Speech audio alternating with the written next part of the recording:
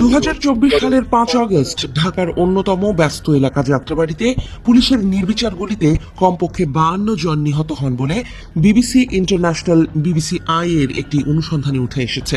ঘটনাটিকে বাংলাদেশের ইতিহাসের সবচেয়ে ভয়াবহ পুলিশি সহিংসতাগুলোর একটি হিসেবে বিবেচনা করা হচ্ছে।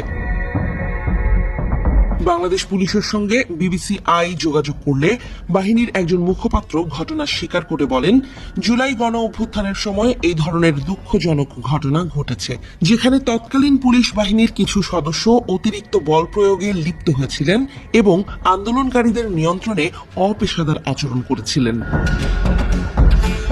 অনুসন্ধান চলাকালে ঘটনার এমন একটি গুরুত্বপূর্ণ ভিডিও বিবিসির হাতে আসে, যেখানে 5 আগস্ট বিকেলে যাত্রাবাড়িতে পুলিশের গুলিবর্ষণ শুরুর কিছু মুহূর্ত দেখা যায়। ভিডিওটি এমন একজন আন্দোলনকারীর মোবাইল ফোন থেকে বিবিসি সংগ্রহ করেছে, যিনি নিজেও সেদিন পুলিশের গুলিতে প্রাণ হারান। নিহত ওই আন্দোলনকারীর নাম মিরাজ হোসেন। পুলিশ যখন বিক্ষোভকারীদের ওপর গুলিবর্ষণ শুরু করে সেই সময়ের ভিডিও ধারণ করেছেন হোসেন। হোসেনের মৃত্যুর পর পরিবারের সদস্যরা তার মোবাইলটি খুঁজে পান এবং ফোনে সংরক্ষিত ভিডিও বিবিসিকে দেন। মিরাজের ধারণ করা ভিডিও থেকে হত্যাকাণ্ডটির সূত্রপাতের বিষয়ে স্পষ্ট একটা ধারণা পাওয়া যায়। তা হলো যাত্রাবাড়ির অন্য আরেক দিনের একটি ভাইরাল ভিডিওকে ভুল করে কিভাবে 5 আগস্টের হত্যাকাণ্ডের ভিডিও বলে দাবি করা হচ্ছিল।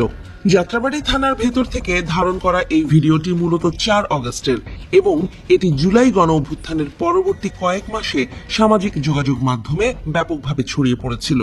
অনুসন্ধানে বিবিসি দেখেছে যে 5 আগস্ট বিকেলে যাত্রাবাড়ি থানার সামনে 30 মিনিটেরও বেশি সময় ধরে হত্যাকাণ্ড চালানো হয়েছিল। ঘটনার সময়ের কিছু ড্রোন ভিডিও বিবিসির হাতে আসে।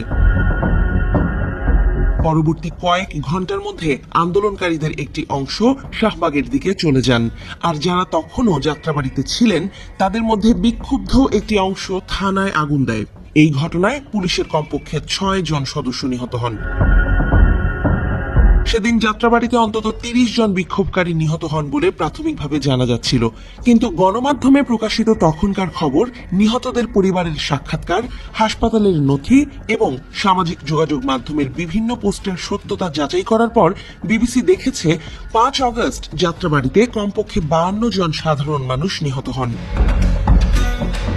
পুলিশ বাহিনী জানিয়েছে 5 আগস্টের ঘটনার সঙ্গে যুক্ত কর্মকর্তাদের বিচারের মুখোমুখি করার জন্য প্রয়োজনীয় পদক্ষেপ নিতে শুরু করেছে তারা। ওই ঘটনার সময় সেনা সদস্যদের ভূমিকার বিষয়ে মন্তব্য জানতে বাংলাদেশ সেনাবাহিনীর সাথে যোগাযোগ করা হলেও কোনো সাড়া পাওয়া যায়নি।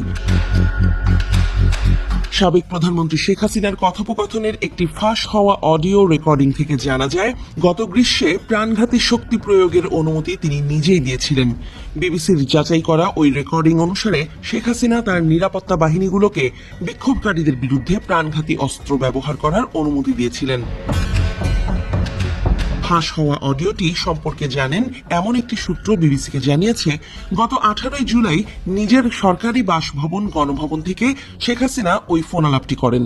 ফাঁস হওয়া ওই রেকর্ডিং এর কণ্ঠের সঙ্গে শেখ হাসিনার কণ্ঠস্বরের মিল শনাক্ত করেছে বাংলাদেশ পুলিশের অপরাধ তদন্ত বিভাগ।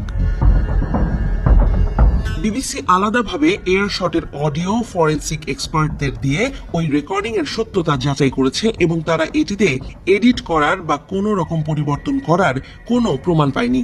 অডিওটি কৃত্রিমভাবে তৈরি করা হয়েছে এমন সম্ভাবনাও খুবই কম বলে তারা জানিয়েছে।